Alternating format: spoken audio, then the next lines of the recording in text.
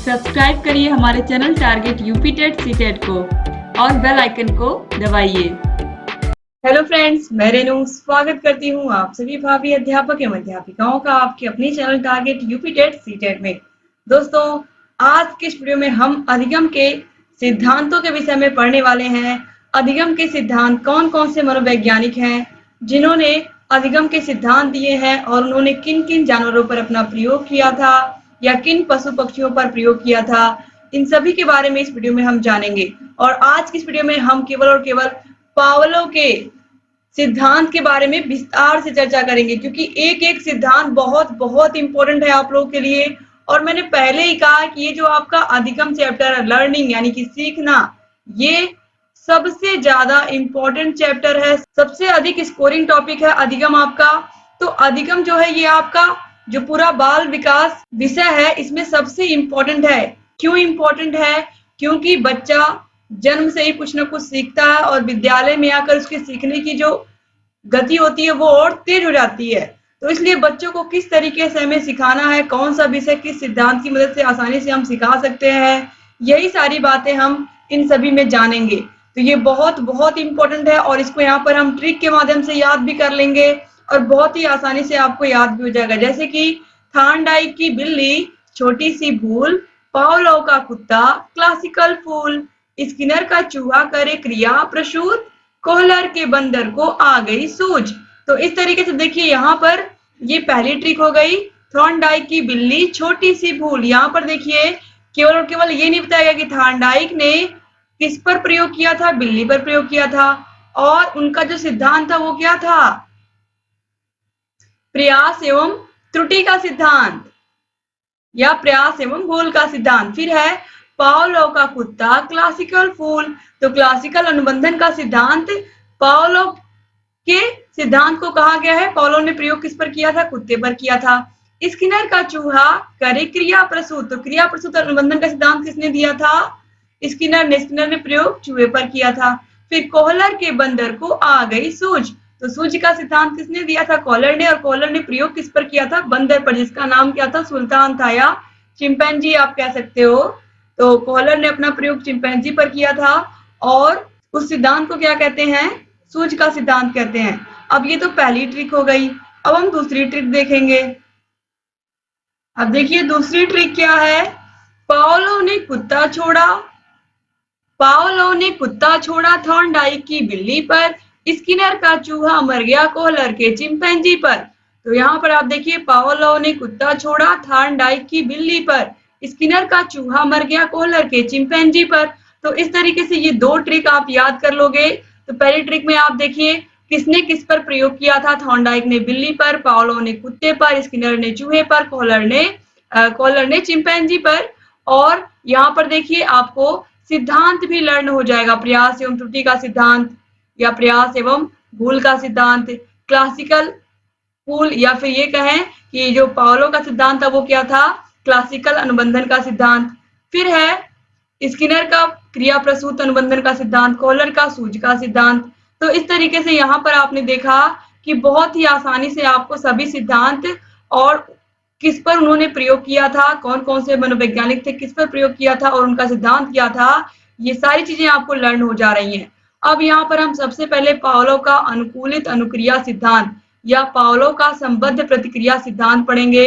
इसमें कुछ ऐसे शब्द हैं जो आपके लिए नए हैं, लेकिन आप अगर आसानी से समझना चाहोगे तो बहुत बहुत आसानी से आपको समझ में आएगा।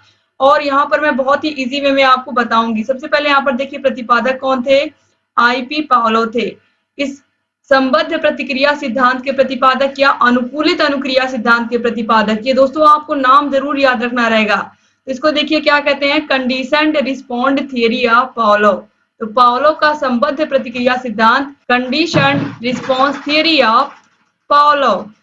तो पावलोव का कंडीशनड रिस्पॉन्स थियरी क्या है? देखिए तो यहाँ पर यह जो थियरी है इसके बारे में पढ़ने से पहले यहाँ पर हम देखेंगे कि ये निवासी कहाँ के थे, ये कहाँ के थे? IP पावलोव रूस के थे। इन्होंने प्रयोग किस पर किया था? कुत्ते पर। और इनको नोबेल पुरस्कार भी मिला था इसके लिए 1904 में। तो 1904 में इनको पुरस्कार भी मिला था। पावलोव का संबद्ध प्रतिक्रिया सिद्धांत या अनुकूलित अनुक्रिया सिद्धांत बहुत बहुत इजी है दोस्तों। देखिए यहाँ पर कुछ ऐसे शब्द हैं जिनको आपको समझना पड़ेगा। स्वाभाविक उद्दीपक, स्वाभाविक उद्दीपक जब मैं पूरा प्रयोग समझाऊंगी तो उसमें ये शब्द आएंगे, तो इनको आप लोग समझ लीजिए कि स्वाभाविक उद्दीपक क्या होता है। जैसे कि अब आपको पता है कि इन्होंने प्रयोग किस पर किया था, कुत्ते पर किया था, और कुत्ते को भोजन दिया जाता था। तो कुत्ते को जैसे ही भोजन दिया जाता था उसके मुंह से लार टपकने लगती थी, उसके मुंह से लार टपकने लगती थी, उस कुत्ते के मुंह से, ठीक है। जो कुत्ता था उसके मुंह से लार टपकने लगती थी।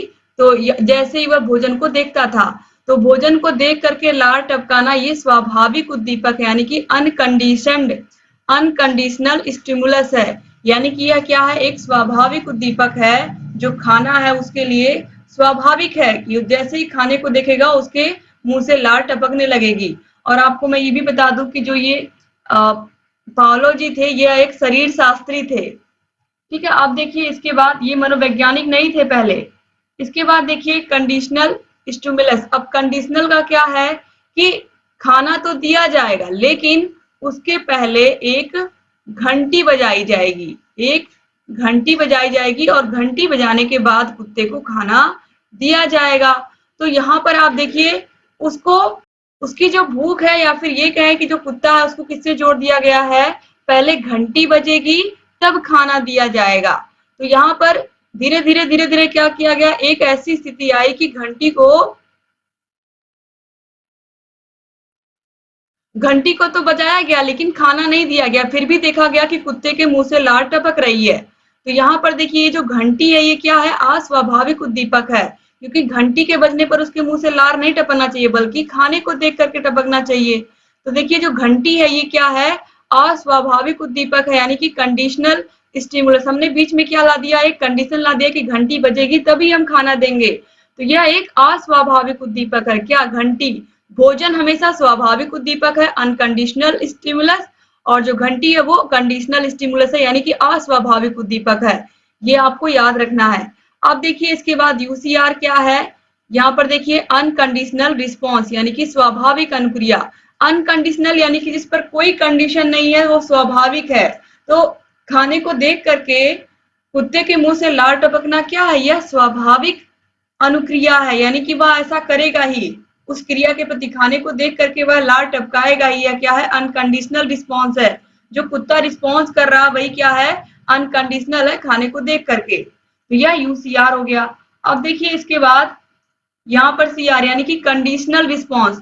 तो अस्वाभाविक अनुकूलित अनुक्रिया क्या हो गई, अस्वाभाविक अनुकूलित अनुक्रिया तब हो गई जब कुत्ते को खाना नहीं दिया गया, केवल घंटी बजाई गई, क्योंकि घंटी बजाने के बाद ही उसको खाना दिया जाता था।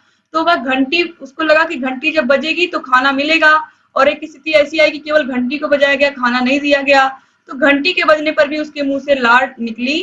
तो यह हो गया कंडीशनल रिस्पॉन्स, यानी कि घंटी की आवाज पर उसने क्या प्रतिक्रिया दी, उसने लार टपकाया। तो यह क्या हो गया, अस्वाभाविक अनुकूलित अनुक्रिया, यानी कि उसने क्या किया, रिस्पॉन्स किया, और वो भी घंटी पर ही कर दिया, जबकि उसको भोजन पर करना चाहिए लेकिन घंटी पर ही रिस्पॉन्स कर दिया। तो ये हो गया कंडीशनल रिस्पॉन्स। अब देखिए पावलो का प्रयोग। अब पावलो का प्रयोग क्या है, संबद्ध प्रतिक्रिया सिद्धांत का प्रतिपादन रूसी शरीर शास्त्री आईपी पावलो ने किया। इस मत के अनुसार सीखना एक अनुकूलित अनुक्रिया है। पावलो एक शरीर शास्त्री थे। इन्होंने इस सिद्धांत का प्रतिपादन 1904 में एक कुत्ते पर किया था। देखिए अब प्रारंभ में पावलो ने पाया कि भूखे कुत्ते को भोजन दिखाने से उसके मुंह में लार आ जाना स्वाभाविक होता है। अभी मैंने आपको बताया कि जब कुत्ता भोजन को देखेगा तो उसके मुंह से लार टपकना क्या है, स्वाभाविक क्रिया है। बाद में पावलो ने कई दिनों तक कुत्ते को घंटी बजाकर खाना दिया। अब उन्होंने क्या किया, पहले घंटी बजाते थे तब खाना देते थे, जब घंटी बजती थी तो कुत्ता, उसको खाना मिलता था। तो घंटी और खाना, यही क्रिया कई दिनों तक दोहराने पर पाया कि खाना एवं घंटी के मध्य संबंध उत्पन्न हो जाता है एवं लार टपकना स्वाभाविक क्रिया हो जाती है। यानी कि उसको ये बात समझ में आ गई कि जब घंटी बजेगी तभी हमको खाना मिलेगा। तो घंटी और खाने को जोड़ करके यहाँ पर देखा गया, तो घंटी बजेगी तो खाना मिलेगा, तो यह दूसरी क्रिया हो गई। अब देखिए पावलो ने इसके बाद केवल घंटी बजाई। तीसरी क्रिया में क्या किया, पहले में उन्होंने क्या किया, सीधे कुत्ते को भूख लगी थी, उसको खाना दे दिया तो उसके मुंह से लार टपक, खाना देख करके ही लार टपकने लगा। दूसरी क्रिया में उन्होंने क्या किया, उन्होंने घंटी बजाई और घंटी बजाने के तुरंत बाद खाना दिया। तो घंटी और खाना जब इस तरीके से उसे मिला तो भी वह क्या, यहाँ पर भी उसने लार टपकाया। लेकिन तीसरी स्थिति में क्या किया, केवल घंटी बजाई। तीसरी स्थिति में केवल घंटी बजाई और उन्होंने खाना नहीं दिया। अब देखिए, पाउलो ने केवल घंटी बजाई, साथ में खाना नहीं दिया, तथा पाउलो ने देखा कि कुत्ता स्वाभाविक क्रिया यानी कि लार तभी भी टपका रहा है, जबकि उसको खाना नहीं दिया गया, केवल घंटी ही बजाई गई। तो देखिए, क्योंकि कुत्ते ने घंटी बजने से यह सीख लिया था कि उसे भोजन मिलेगा। उसे लगा कि जैसे ही घंटी बजेगी हमें भोजन मिलेगा। तो तीसरी क्रिया में केवल घंटी बजाई गई, उसको भोजन नहीं दिया गया, लेकिन फिर भी उसने लार टपकाया क्योंकि उसे ये समझ में आ गया था कि जैसे ही घंटी बजेगी उसे भोजन मिलेगा। तो यहाँ पर घंटी के प्रति इस प्रतिक्रिया को पाउलो ने संबद्ध सहज क्रिया की संज्ञा दी, यानी कि उसे ये बात समझ में आ गई कि जब घंटी बजेगी तो भोजन मिलेगा, यानी कि उसने क्या किया, घंटी से भोजन को जोड़ लिया। तो यह क्या हो गया, जोड़ना या संबंध स्थापित कर लेना। उसने यहाँ घंटी और भोजन में संबंध स्थापित कर लिया था। उसे ये लग रहा था जैसे ही घंटी बजेगी हमें भोजन मिलेगा, इसीलिए इसे हम क्या कहते हैं, इस सिद्धांत को संबद्ध सहज प्रतिक्रिया का सिद्धांत भी कहते हैं, या इसको हम क्या कहते हैं, संबद्ध सहज क्रिया भी कहते हैं। अब देखिए, कुत्ते के समान जैसे बालक और व्यक्ति भी संबद्ध सहज क्रिया के द्वारा सीखते हैं, जैसे कि पके हुए आमों या मिठाई को देख करके बालकों के मुंह में पानी आ जाता है। अब यहाँ पर इस सिद्धांत को किस तरीके से हम अपने दैनिक जीवन में देखते हैं, या बालकों पर किस तरीके से हम देखते हैं कि अब बालक के सामने आप मिठाइयाँ रख दीजिए, अलग-अलग प्रकार की मिठाई रख दीजिए, या फिर उसके सामने पके हुए आम रख दीजिए, ऐसे फल जो उसे बहुत पसंद है, तो आप देखोगे उसके मुंह में पानी आ जाएगा। तो यहाँ पर वही बात कही गई है, जैसे कि कुत्ता खाने को देख करके उसके मुंह में पानी आया था, सेम वही स्थिति बच्चों के साथ भी होती है कि वह भी जब अपनी कोई बहुत ही पसंदीदा चीज देखते हैं, या मिठाई या पके हुए फल, तो उनके मुंह में भी पानी आ जाता है। अब देखिए, इसके बाद यहाँ पर देखिए, अब ये जो दूसरा यहाँ पर एग्जाम्पल बताया गया है, इसको आप बहुत ध्यान से समझिएगा। उल्टी करना अनेक व्यक्तियों में सहज क्रिया होती है, क्योंकि आप देखते हो बहुत लोग उल्टियां करते हैं, पर अनेक में यह संबद्ध सहज क्रिया भी होती है। जैसे कि उल्टी करना एक बहुत सारे लोगों में होता रहता है, बहुत सारे लोगों को, लेकिन बहुत सारे लोगों को कोई परिस्थिति होती है तभी उल्टी होती है। जैसे कि बहुत सारे लोगों के साथ क्या होता है, अगर वो पहाड़ पर यात्रा करने गए हैं, बस में यात्रा कर रहे हैं, तो कुछ व्यक्ति क्या करते हैं, उल्टी करने लगते हैं, क्योंकि उन्हें उसकी आदत नहीं होती है और वह ऐसे एटमॉस्फेयर में चले गए हैं जहां पर उनको उल्टियां हो रही हैं। उनमें से कुछ ऐसे भी होते हैं जिनको यात्रा प्रारंभ होने से पहले ही उल्टी होने लगती है। कुछ लोग दूसरे को देखकर उल्टी करने लगते हैं। तो इस तरीके से यहाँ पर देखिए, सहज क्रिया तो है, लेकिन जब एक ऐसी परिस्थिति आई, यानी कि पहाड़ी एरिया क्या हो गया, उस व्यक्ति के लिए परिस्थिति हो गया कि पहाड़ी एरिया पर यात्रा करते समय उल्टियां होंगी ही होंगी।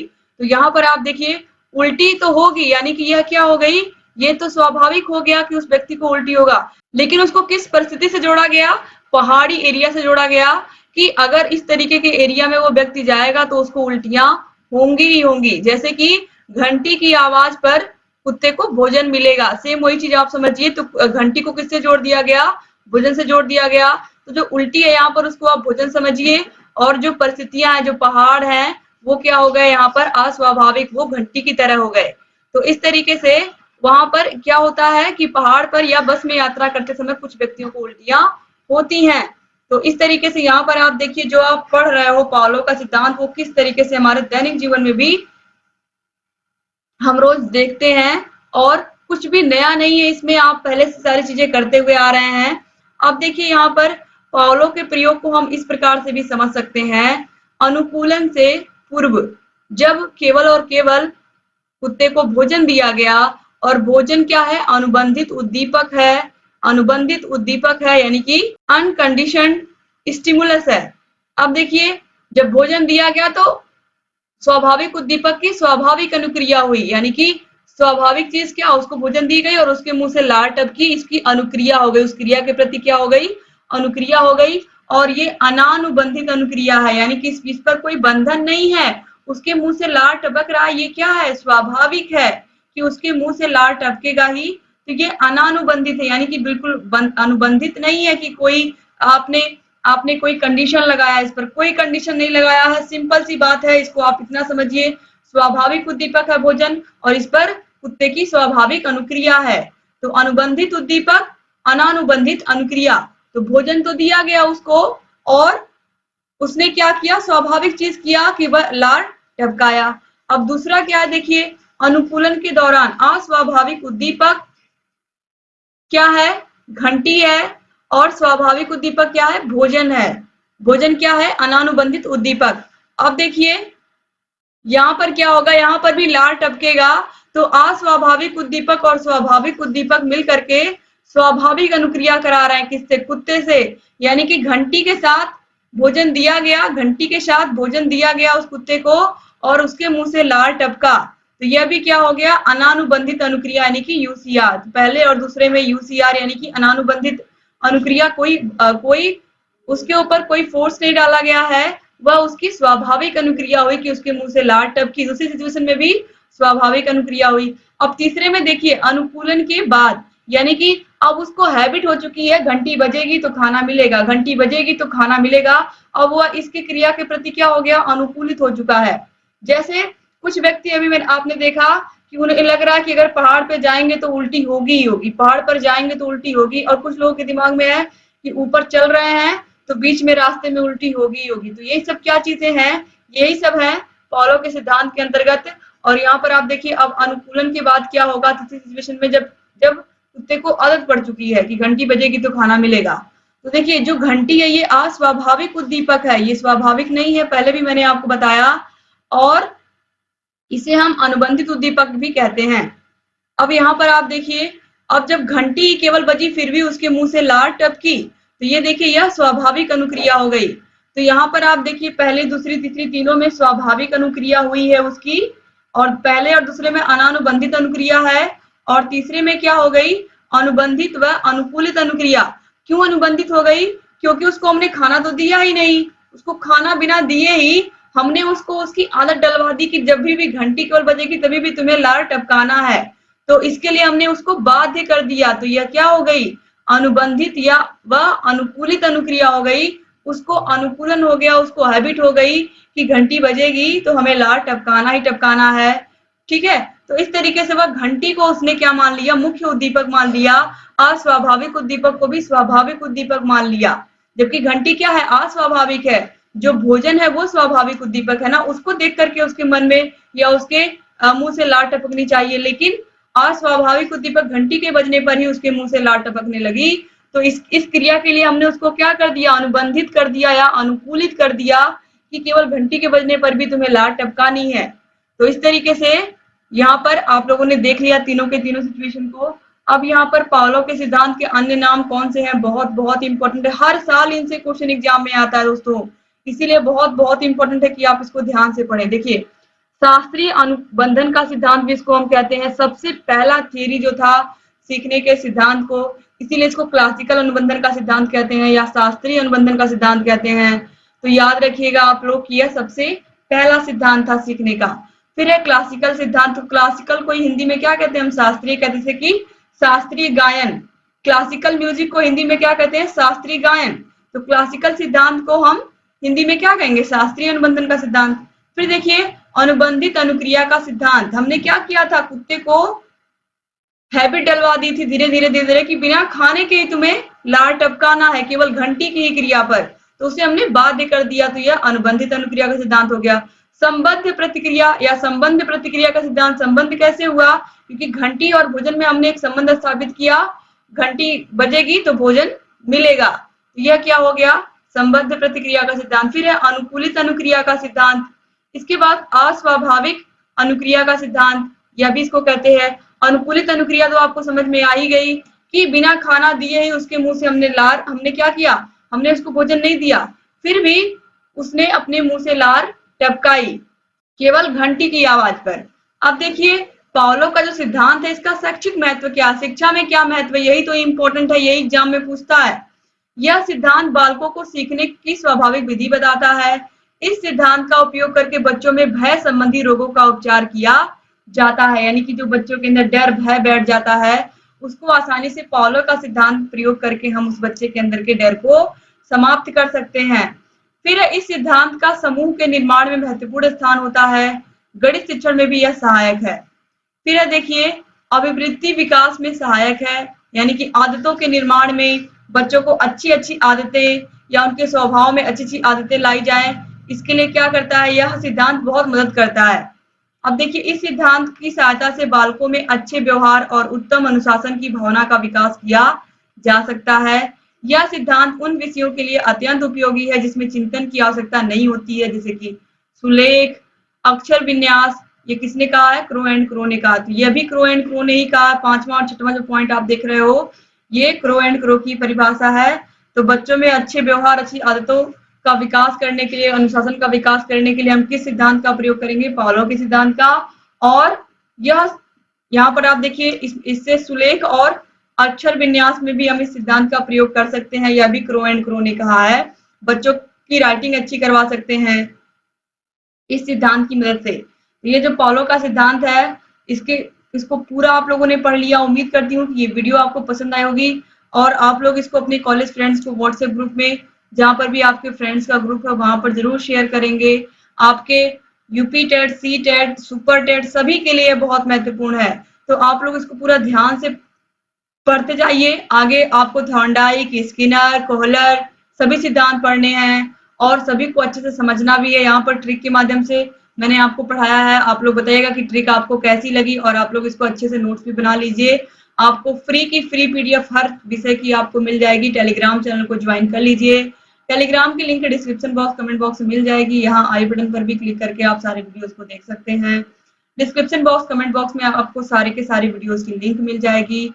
और अच्छे-अच्छे प्यारे-प्यारे कमेंट्स करके के ज़रूर जाइएगा और अच्छे से प्यारे-प्यारे कमेंट्स करना आप लोग मत भूलिएगा, क्योंकि आप ही लोगों के लिए वीडियोस बनती हैं और आप लोगों के कमेंट्स अच्छे आते हैं तो और मोटिवेशन मिलती है कि आपके लिए बेहतर से बेहतर वीडियोस हम लेकर के आएँ और ऐसे ही आपके लिए लगातार वीडियोस लाते रहें और आप लोग की तैयारी बेहतर कराते रहें।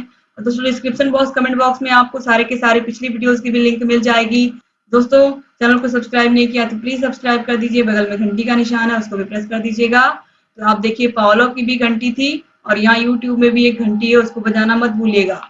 उसको आप बजाए रहोगे तभी आपको सारे विषयों की नोटिफिकेशन आपके मोबाइल पर सबसे पहले पहुंच जाएगी। तो ऐसे ही बने रहिए हमसे, सारे वीडियोस को देखते रहिए और हमारा एक ही सपना है, आप सभी को शिक्षक बनते हुए देखना। और आप जब शिक्षक बनोगे तो आपका सपना पूरा होगा, अपने माता-पिता का सपना पूरा होगा, आपके माता-पिता खुश होंगे और हमें भी बहुत खुशी मिलेगी कि हमने आपको पढ़ाने में अपना योगदान दिया था। तो उम्मीद करती हूँ आप चैनल से बने रहेंगे और सारे वीडियोस को ऐसे ही देखते रहेंगे। जय हिंद दोस्तों।